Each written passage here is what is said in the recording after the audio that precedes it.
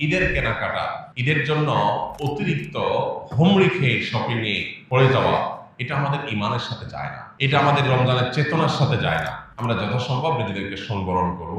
আর ঈদের শপিং যদি করতে যাই, আমার আশেপাশে থাকা বহু মধ্যবিত্ত, নিম্ন মধ্যবিত্ত, বহু গরিব, অভাবী, অসহায় মানুষ আছে যারা মানুষের কাছে হাত পাততে পারে না।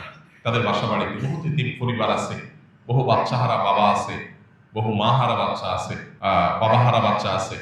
তাদেরকে আমরা এই ঈদ উপলক্ষে আমার বাচ্চাদের সাথে সাথে তাদের জন্য আমরা শপিং করার চেষ্টা করব।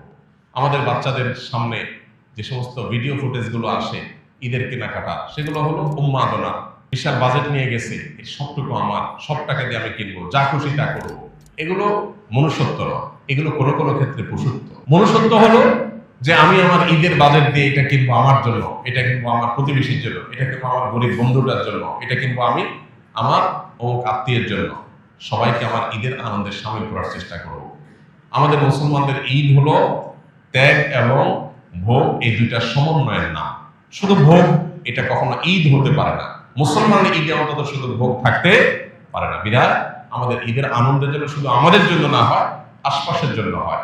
আমাদের বাজেটের একটা অংশ যেন অন্যদের সঙ্গে শেয়ার করে আমরা করতে পারি।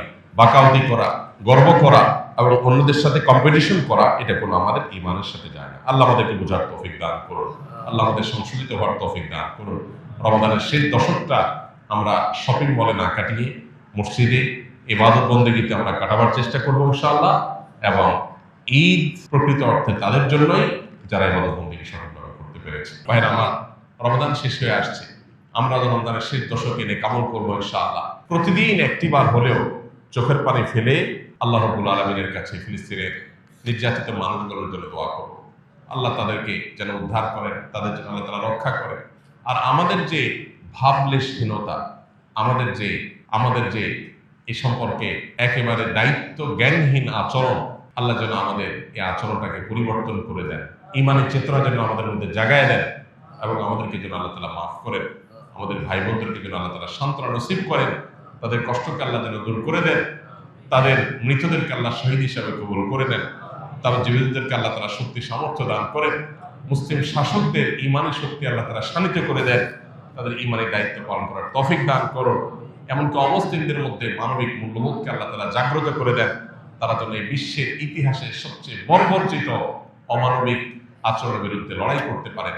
এই বিশ্বের একজন বাসিন্দা হিসাবে আমাদের লজ্জা হওয়া উচিত। আমরা শত শত কোটি মানুষ, পৃথিবীর ছোট্ট একটা ভূখণ্ডের মানুষদের প্রতি নির্যাতনের অত্যন্ত নির্মম চিত্র যুগ যুগ ধরে আমরা দেখে চলেছি। অথচ এই জালিম, এই খুনিদের হাতটাকে আমরা কেউই থামাতে পারছি না।